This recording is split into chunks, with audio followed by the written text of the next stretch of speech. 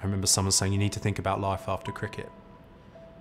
And I remember thinking, what does that even mean? What is life outside of cricket? I was addicted to painkillers. I was taking between 15 and 25 a day. My partner left and took the kids, and I was at my lowest. I couldn't see any way out. Unfortunately, it was very icy that night and slipped off the roof and fell about 20 foot. Shattered all my inner hearing and found that I had a blood clot in my brain, which was life-threatening. I was diagnosed with a life-threatening illness at the age of 21, which is ulcerative colitis. The operation involves taking out your colon and having to sport a stoma.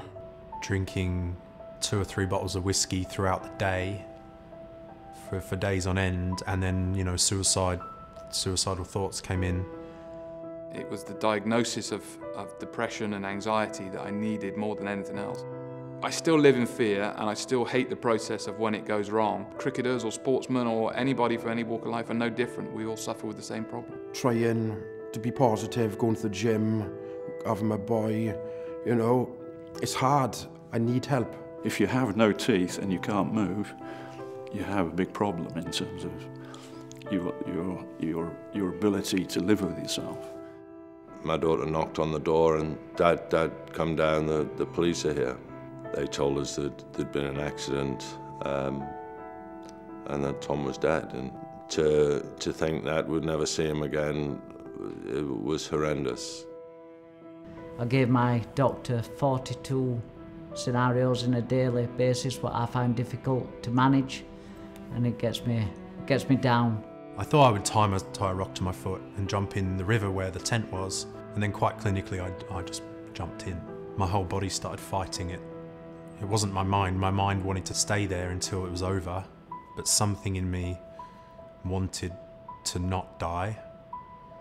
But I remember climbing out and being really annoyed because I couldn't even kill myself. Depressed, anxiety, whatever you feel, you've got to speak to people, because there's people there to help you out. If the PCA didn't get involved, that I would have said the next couple of hours, I don't think I'd be here now. And I called the PCA, and then I would say within 20 minutes I was being helped. 20 minutes from the other side of the world. You know, we see within professional sport, and I've seen it myself, there's so many people who want to be there for the good times. There's so many people who want to be there for all the great stuff and the wins and celebrations. But there's very few around when you really need it. And the PCA, that's what they do best. You know, it's lucky that I had the PCA there to support me, because if I didn't, I'd most likely be in a ditch somewhere, or I wouldn't know what I'd be doing.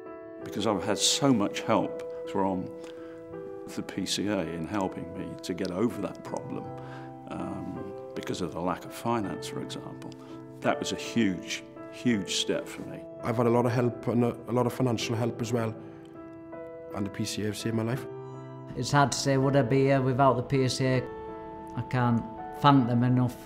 No doubt. Without the PCA taking all of 20 minutes to answer my rescue call, I would be dead. Well, I think one of the hardest things for sportsmen to do is ask for help.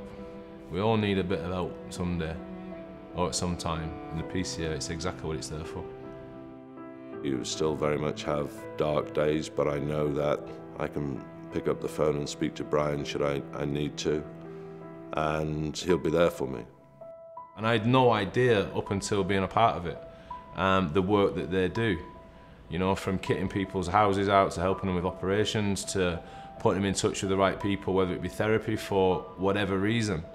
The PCA Benevolent Fund is focusing on prevention, so from the bottom of all our hearts, we desperately need your support.